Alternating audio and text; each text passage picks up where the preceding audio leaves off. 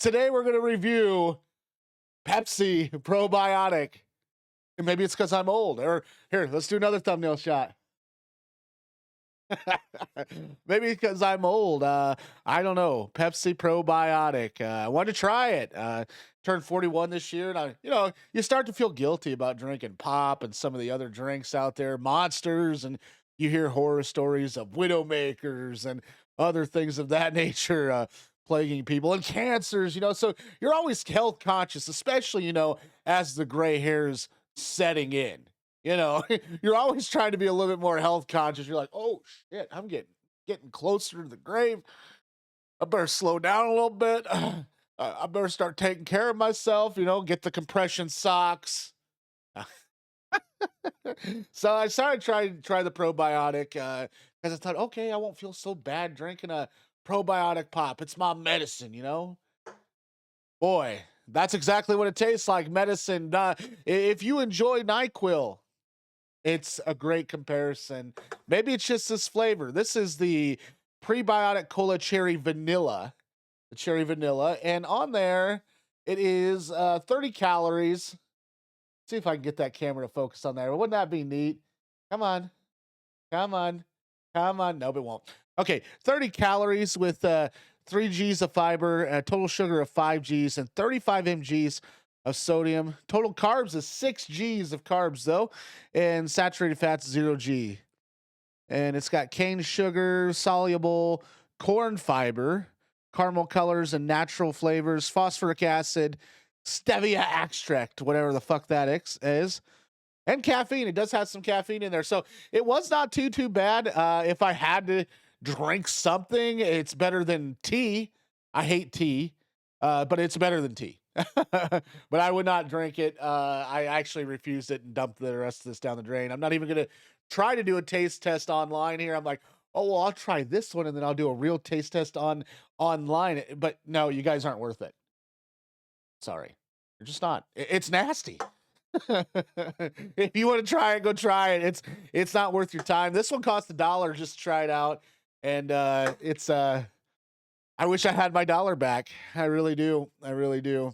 Things are really not turning on really good here at the home front. The USA is, the only benefits that we had as Americans was low fuel here recently. It's about the only thing Trump has really done for us out here. And people, I was voting for Trump, and I voted for Trump this last year, and boy, am I disappointed right now with how things are going.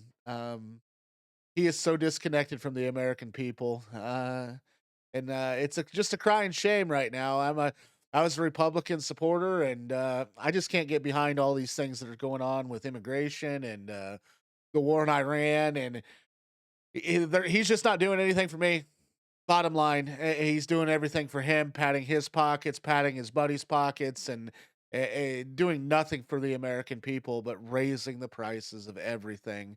And I can see it. I'm not going to draw a blind eye to it.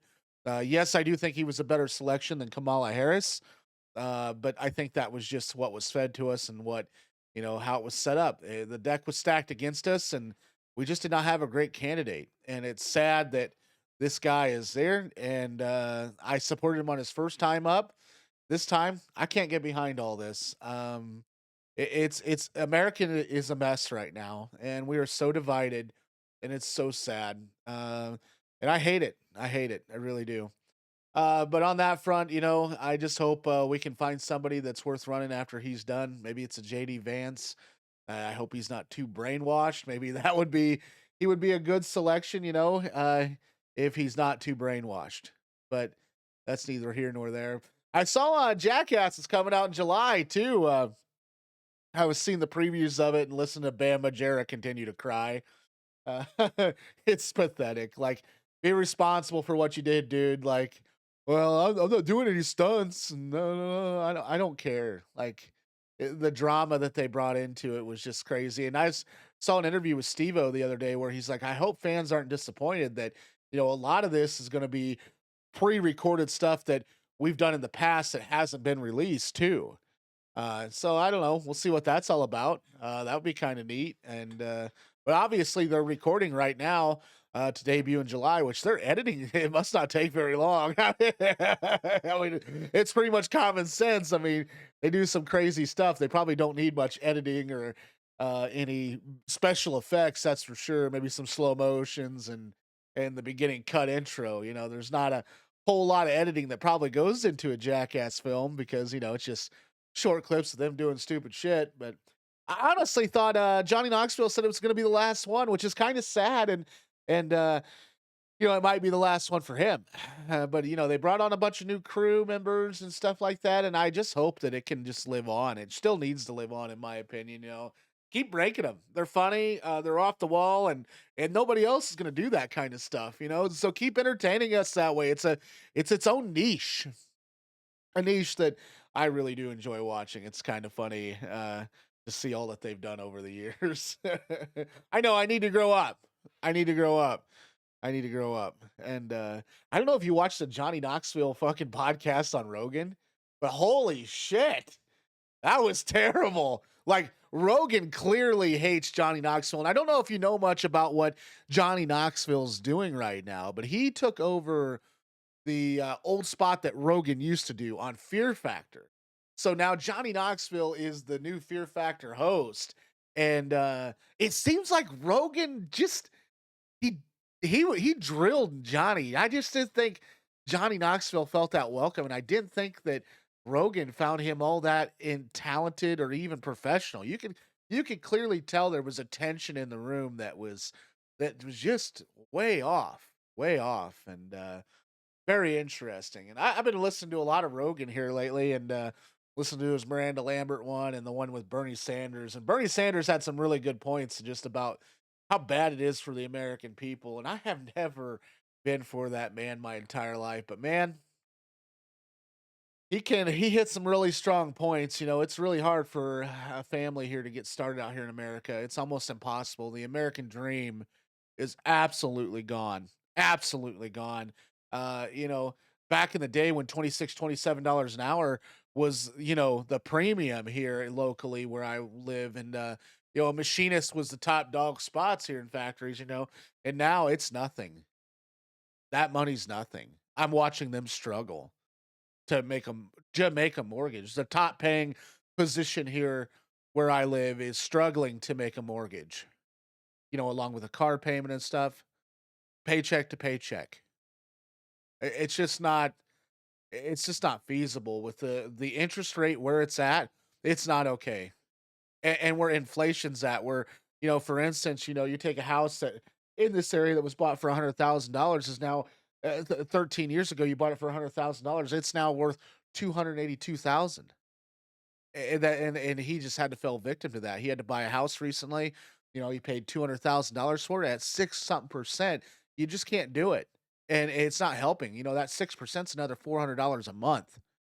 You're crushing the American dream with the interest rate. And I don't understand how you think that's gonna build the economy. It's not gonna build the economy at all. If you drop that interest rate, if you keep interest rates low, people have money to spend on other things to stimulate your economy. But instead, they take it. And this interest rate's just not okay. 6% is just way too high. And I understand a lot of you old timers out there are going to be like, well, back in the day, it was 15-20% for my house. And you know what? I get it. All right. I'm going to take a drink because I don't give a damn. Hold on. I get it. You could say that, oh, 15-20% back in my day. But your house is only 30 grand, right? I mean, these houses are a lot more money now. And it's just sad that the American dream is just really crushed. That you see minimum wage at still $7 an hour here. What in the world is going on? Like, what in the hell is going on? If somebody was being paid minimum wage right now, how? How? You've had increases clear across the board so for so long. Wages do not stay with what's rising. It's horrible.